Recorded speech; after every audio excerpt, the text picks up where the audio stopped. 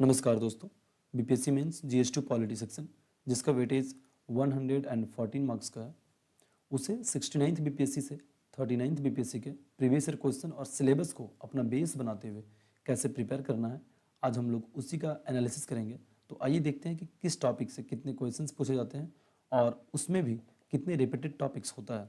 दोस्तों, मैं आपको बता दूं कि टॉपिक नंबर 1 से लेकर के 5 तक हमने पार्ट 1 में डिस्कस कर लिया था।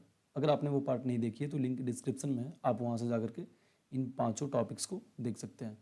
इसके आगे आज हम लोग टॉपिक नंबर 6 जो पार्लियामेंट है उससे अपने डिस्कशंस को स्टार्ट करेंगे। तो आइए देखते हैं कि पार्लियामेंट में इन्होंने किस किस तरह के क्वेश्चंस को पूछा हुआ है।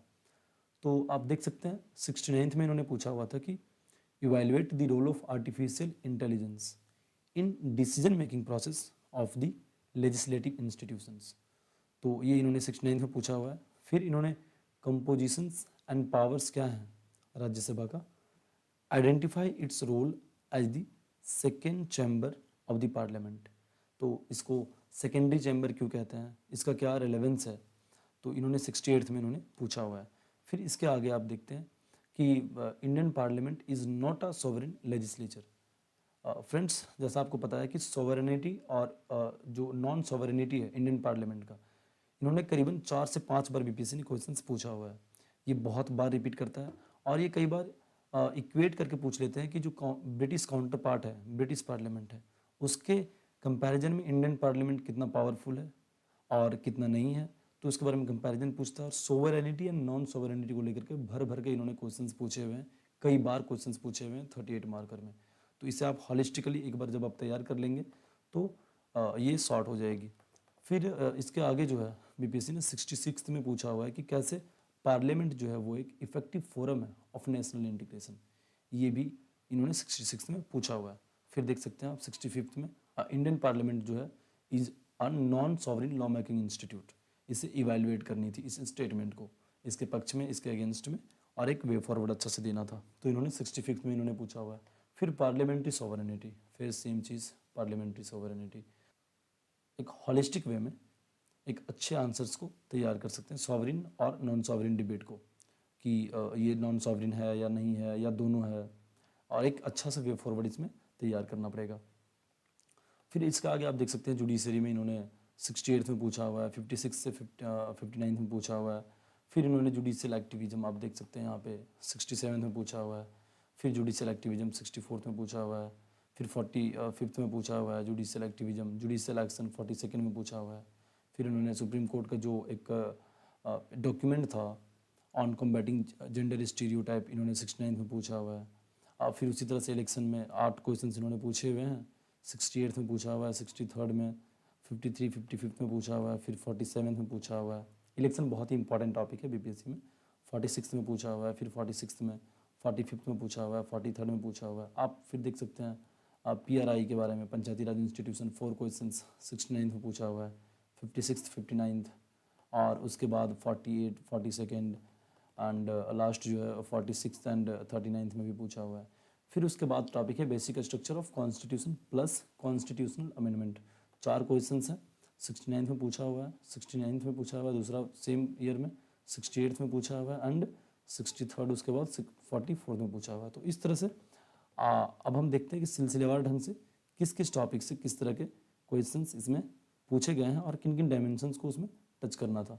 तो पार्लियामेंट तो हमने डिस्कस कर लिया, और इसके बाद जो टॉपिक है वो है जुडिशरी। जुडिशरी में जो 2 एलिमेंट है सबसे बड़ा, वो जुडिशियल एक्टिविज्म है और जुडिशियल रिव्यू। ये दोनों बहुत ही ज़्यादा इंपॉर्टेंट टॉपिक है बीपीएससी पॉइंट ऑफ व्यू से।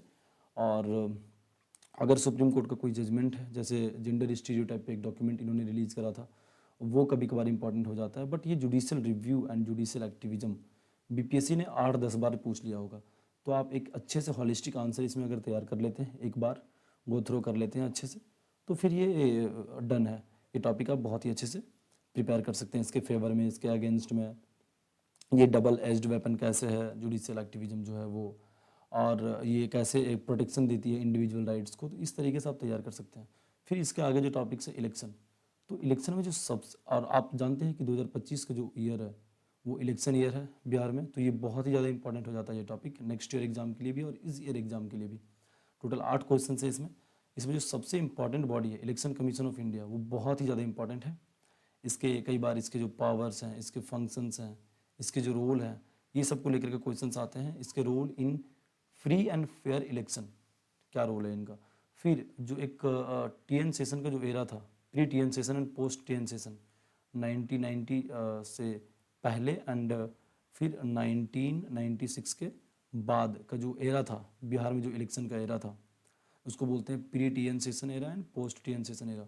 इसमें क्या डिफरेंस है, इन्होंने जो टीएन सेशन जो थे हमारे, वो 10th चीफ इलेक्शन कमिश्नर रह चुके हैं, जिन्होंने बहुत बड़ा इलेक्टोरल रिफॉर्म्स लेकर के आया था पूरे इंडिया में। तो इसमें बिहार के संदर्भ में किस तरह से इन्होंने एक बदलाव लेकर के आया, इसके पहले के इलेक्शन 1990 और 1996 के इलेक्शन के में क्या डिफरेंसेस देखने को मिली। फिर इसमें इलेक्टोरल आइडेंटिटी कार्ड पे पूछ लेता है, जो वोटर आईडी कार्ड भी बोलते हैं जिसको, उस पर क्वेश्चन पूछता है। फिर कैसे इलेक्शन जो है वो हार्ट बीट है डेमोक्रेसी का, अगर ये बहुत तेज़ से हो या बहुत ही इरेगुलरली हो, तो दोनों ही केस में इन्होंने कोलैप्स करने की एक चांसेस बन जाती है। तो इस पे भी क्वेश्चन इन्होंने पूछा हुआ बीपीएससी ने। फिर इलेक्शन कैंपेन क्या है, फिर इसके इम्पॉर्टेंट जो मेथड है बिहार में वो क्या है, इसके बारे में बीपीएससी ने पूछा हुआ है, और इस पर भी आपको एक डायमेंशंस तैयार करना पड़ेगा। फिर इलेक्टोरल प्रोसेस क्या है इन बिहार, ये बहुत ही ज़्यादा इंपॉर्टेंट है फॉर दिस ईयर एग्जाम, क्योंकि सिंपल है, 2025 में इलेक्शन है। और role of bureaucracy in conducting free and fair election, ये भी सब पूछा हुआ है बीपीएससी ने। अगर आपको इसका पीडीएफ चाहिए तो आप मेरे टेलीग्राम चैनल से डाउनलोड कर सकते हैं, जिसका लिंक डिस्क्रिप्शन में है। तो पीआरआई में इन्होंने क्या पूछा हुआ है, इसमें जो सबसे ज़्यादा इंपॉर्टेंट है वो इसके आर्टिकल्स हो जाते हैं, सारे आर्टिकल्स इसके इंपॉर्टेंट हैं। फिर इसके अलावे अगर आप देखेंगे तो इसके ऑब्जेक्टिव्स क्या हैं, इसके फीचर्स क्या हैं, ये इंपॉर्टेंट हो जाता है। फिर इसके अलावे अगर देखें तो इसके इवोल्यूशंस क्या है, डिफरेंट डिफरेंट कमेटी जो थी, बालवंत राय कमेटी, एलन सिंघवी कमेटी, ये सब कुछ इंपॉर्टेंट हो जाता है इसमें पीआरआई में। बहुत बार क्वेश्चंस पूछा हुआ है, 4 क्वेश्चंस हैं अभी तक बीपीएससी में पूछे हुए। और फिर जो 73rd and 74th constitutional amendment act था, वो बहुत ही ज़्यादा इंपॉर्टेंट है इसमें, और इसी में आर्टिकल 40 भी इंपॉर्टेंट हो जाता है डीपीएसपी का। फिर इसके अलावा अगर इसमें प्रिपेयर करना हो तो स्ट्रक्चर क्या है in urban and rural setting of the Panchayati Raj institution. फिर इलेक्शन जो होता है मेंबर का एंड चेयरपर्सन का, तो उसमें किसका इनडायरेक्ट इलेक्शन होता है, किसका डायरेक्ट इलेक्शन होता है। फिर रिजर्वेशन पॉलिसी क्या है पंचायती राज इंस्टीट्यूशन में, और इसको विद रिस्पेक्ट टू बिहार में बताना पड़ेगा। और उसके बाद जो 50% जो रिजर्वेशन है ऑफ वीमेन इन बिहार, वो भी हमें बताना पड़ेगा कि इसका स्टेटस क्या है with respect to all over the country. फिर इसके पावर क्या है, फंक्शंस क्या है पीआरआई के, ये भी हमें बताना पड़ेगा, पावर और इसके फंक्शन। फिर इसके अलावे जो है इसका इंपॉर्टेंस क्या है पीआरआई का as the third tier of the government, how it helps to the second and the first year of the government. फिर इसके चैलेंजेस क्या हैं, 3F जो बहुत ही फेमस है, फंड, फंक्शन एंड फंक्शनरीज। फिर इसमें एक वे फॉरवर्ड देना पड़ेगा एंड सेकेंड ARC को कोड करना पड़ेगा कि जो इसके रिकमेंडेशंस हैं ऑन पीआरआई फाइनेंसेस को अप करना, ज़्यादा से ज़्यादा पावर को डिवोल्व करना और ट्रेन करना फंक्शनरीज को, ये सब कुछ आपको बढ़िया से कोड करना पड़ेगा एक हॉलिस्टिक आंसर के लिए। फिर तो दोस्तों इन सारे एनालिसिस से आप देख सकते हैं कि बीपीएससी में जो PYQs हैं, प्रीवियस ईयर क्वेश्चन, एंड जो सिलेबस है, वो दोनों बहुत ही इंपॉर्टेंट रोल प्ले करता है।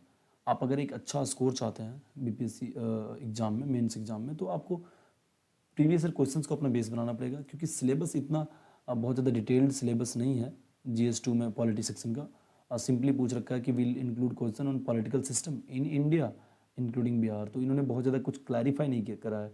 तो प्रीवियस ईयर क्वेश्चन से आप अंदाज़ा लगा सकते हैं कि इन्होंने कितने डेप्थ में क्वेश्चन पूछ रखा है, किन सारे टॉपिक्स से क्वेश्चन पूछ रखा है, और हमें किस टॉपिक को कितने लेंथ में तैयार करना पड़ेगा, कितने डेप्थ में तैयार करना पड़ेगा, किन टॉपिक्स को हम छोड़ सकते हैं, किन टॉपिक्स पे हम कम ध्यान दे सकते हैं। तो ये सब कुछ आपको प्रीवियस ईयर क्वेश्चन से ही पता चलेगा। तो आप प्रीवियस ईयर क्वेश्चन को अपना बेस बनाएं, और इसी के दम पर आप अपनी तैयारी को एक अच्छा दिशा दे सकते हैं, आप इस एग्ज़ाम को अच्छे से अप्रोच कर सकते हैं। That's for today.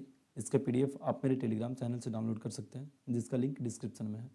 GS2 polity section के इसी सीरीज़ में और भी पार्ट्स में वीडियो आएगी। तब तक के लिए अगर आपको मेरी एनालिसिस अच्छी लगी हो तो आप मेरे चैनल को सब्सक्राइब करें, लाइक करें, और कमेंट में कुछ पूछना हो या सुझाव देना हो तो अवश्य दें। Thank you so much.